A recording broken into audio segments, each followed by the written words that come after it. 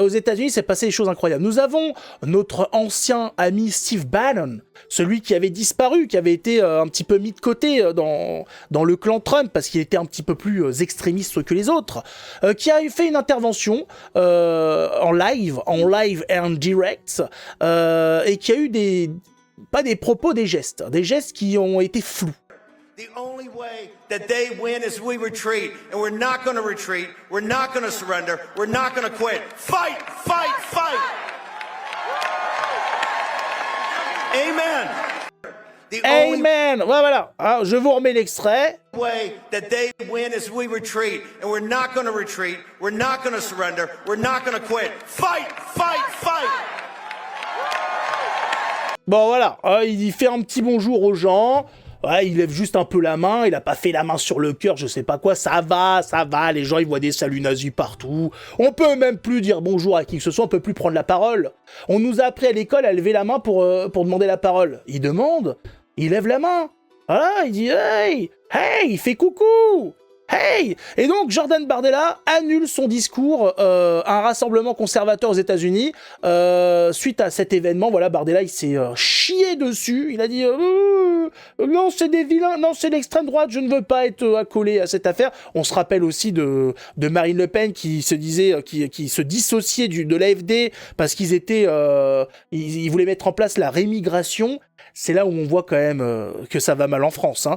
Voilà, on a notre extrême droite qui se dissocie de toutes les extrêmes droites du monde. Oui, on veut rien avoir. On a eu Marine Le Pen, j'en ai pas parlé, qui a voulu se dissocier, qui a dit oula, j'ai rien à voir avec Javier Milei. Oula, non. Oula, ça non, ça me dégoûte. Il a redressé l'économie de son pays. Ah non, il a envoyé chier les gauchistes. Il dit que ce sont des malades et des malades mentaux. Ah non, oula, non, c'est dégoûtant. Bon, j'y touche pas. Ah, je préfère mon herbe à chat, mon champagne. Voilà. Donc, ça continue à se chier dessus à gauche. Absus révélateur. ORN. Et il y a une réponse, cette fois-ci au moins, on a l'interlocuteur qui a été snobé, Steve Bannon, qui a répondu à Monsieur Bardella. Ah, il lui a répondu. Je vous laisse la réponse Americans et ensuite, je traduirai pour les gens qui comprennent pas l'anglais, parce qu'il y en a encore qui comprennent pas l'anglais aujourd'hui, au 21e siècle. Mais qu'est-ce que vous foutez? Il s'agirait de s'y mettre, les gars.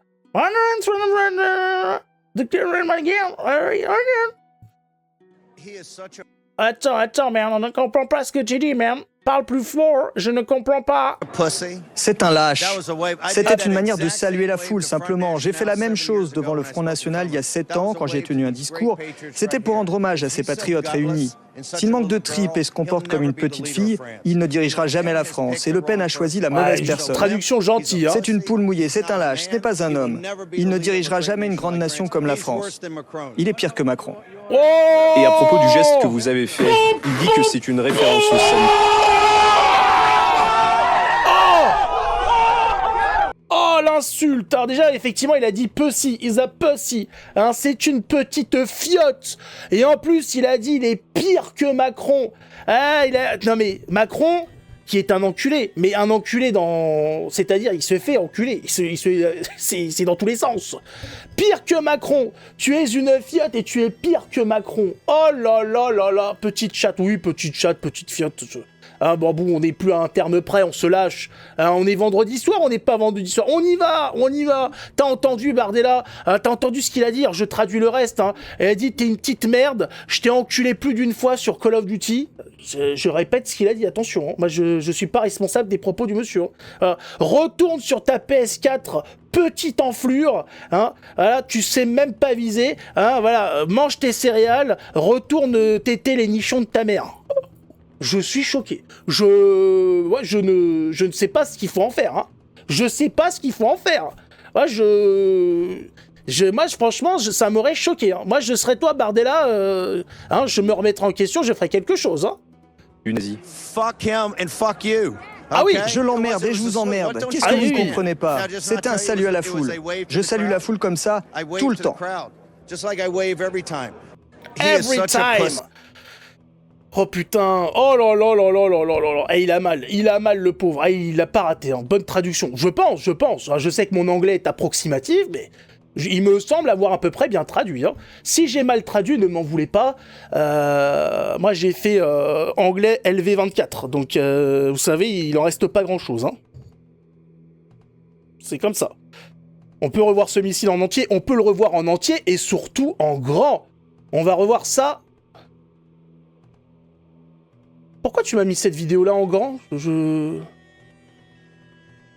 Al zurdo de mierda no le podés dar ni un milímetro. ¿Me podés definir qué le pones de mierda? Mais la page Porque son una mierda. Mais calme-toi. O sea, donc. mais Stop. pero es que si pensás... Putain, mais c'est la révolte du navigateur. Calme-toi. Oh, Ravière, il est énervé, là. Qu'est-ce qu'il s'est ramené, Ravière, aussi, pour insulter Bardella? Non, c'est pas vrai. Mais ils s'y mettent tous. Et pourquoi il me...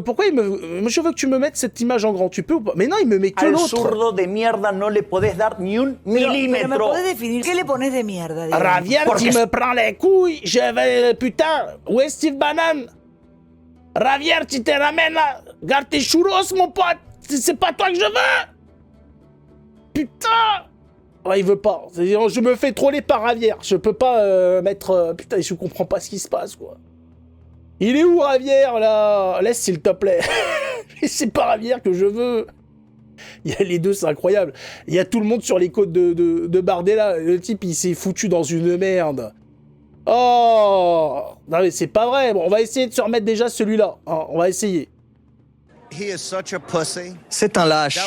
C'était une manière de saluer la foule, simplement. J'ai fait la même chose devant le Front National il y a 7 ans, quand j'ai tenu un discours. C'était pour rendre hommage à ces patriotes réunis. S'il manque de tripes et se comporte comme une petite fille, il ne dirigera jamais la France. Et Le Pen a choisi...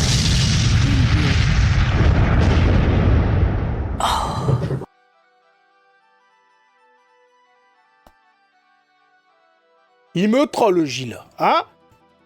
Il a bien cerné. Ah, il l'a bien mis. Hein. Merci, Gilles, pour l'explosion. Faut remettre à 0. Ben oui, non, mais c'est Gilles. Non, mais vous faites exprès, c'est pas possible. On va pas passer 3 heures sur cette vidéo. Putain, il est 3h30, j'ai pas fini. On va remettre. Ah, voilà. Allez, on remet. C'est 39 secondes, on se concentre.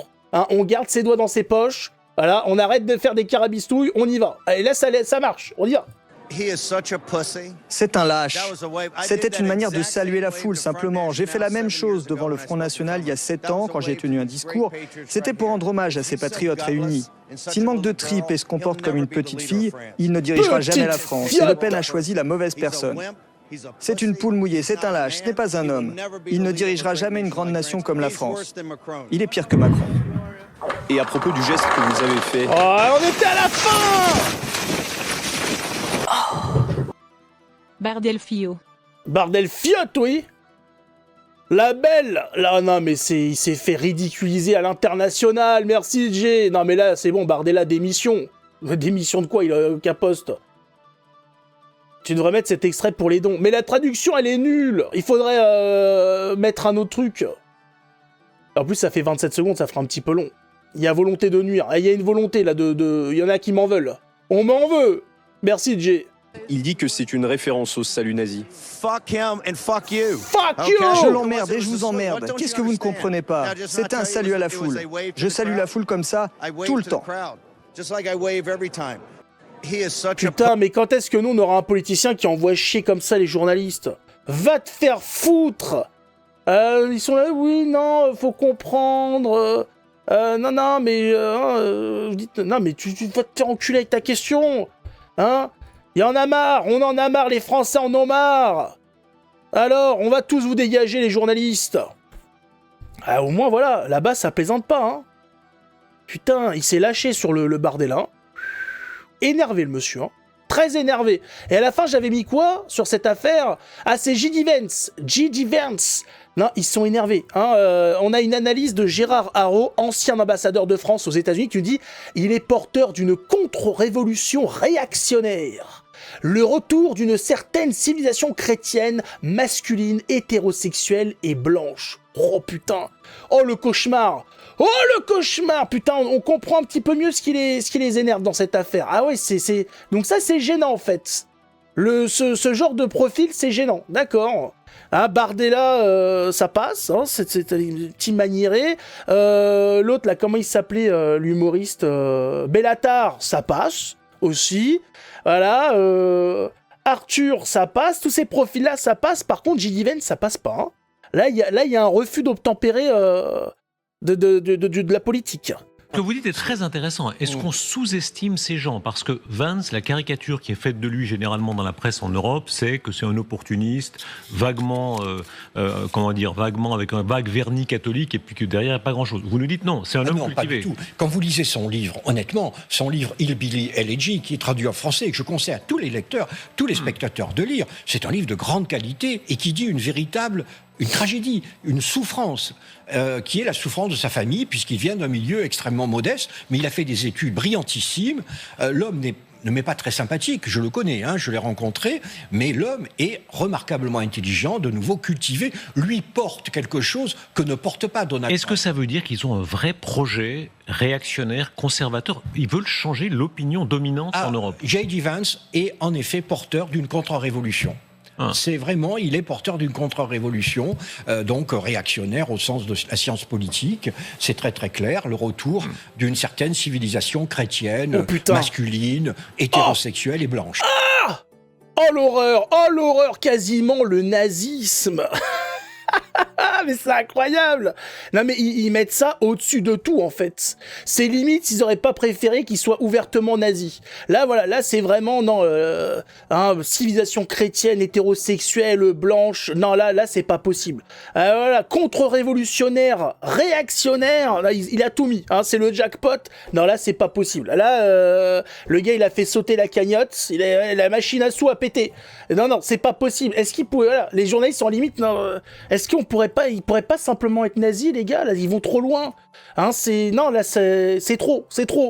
Qu'est-ce qu'on fait ? On est mort, on est fini. Non mais c'est incroyable, c'est ça qui les dérange.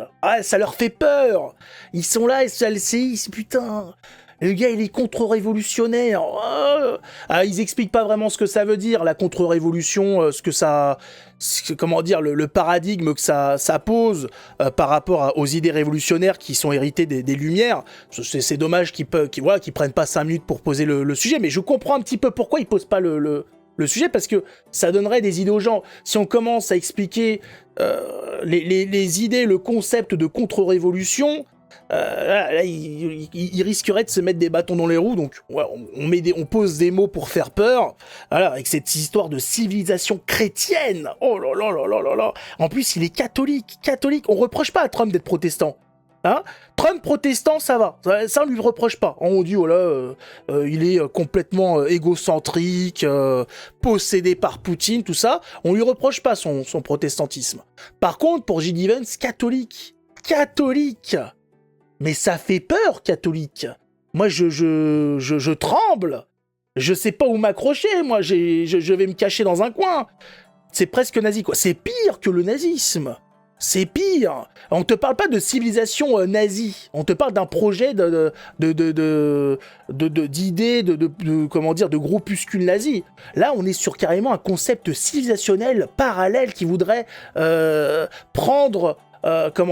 rentrer, violer les cerveaux de la majorité. Ça fait peur. Moi, j'ai peur de ce qui va se passer avec les États-Unis, là. Un vice-président américain catholique, mais où va le monde ? Mais qu'est-ce qui se passe ? C'est le nazisme suffisait pas, c'est ça ? On doit aller encore plus loin dans le délire. C'est pas vrai, quoi. C'est pas vrai, les heures très sombres arrivent, là. Là, on est sur les heures les plus obscures de la sombritude. On commence à se chier. Là, les bots font plus de bruit parce qu'elles sont remplies de merde. Tout le monde se chie dessus. Voilà. Là, les bots font... là, c'est fini. On s'est chié dessus jusqu'au bout. Des Indiens, eux, bien sûr. Si Trump se foire pas. J'imagine, j'ai l'impression que, vu ce qui est dit, à moins que ce soit son fils Byron, j'ai bien l'impression que J.D. Vance a l'air d'être... l'heureux élu de cette histoire. Non, mais un président catholique aux mains de la première puissance mondiale. Mais on marche sur la nuque, c'est pas possible.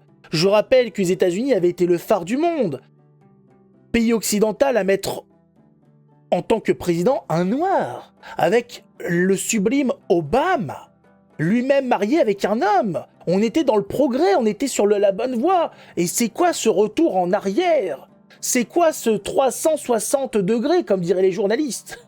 Alors que revenir en arrière, ça consiste à faire 180 degrés, mais c'est pas grave, c'est pas... Ne nous attardons pas sur les détails débiles des journalistes. Ils sont pas très malins, c'est pas leur faute. Je comprends pas.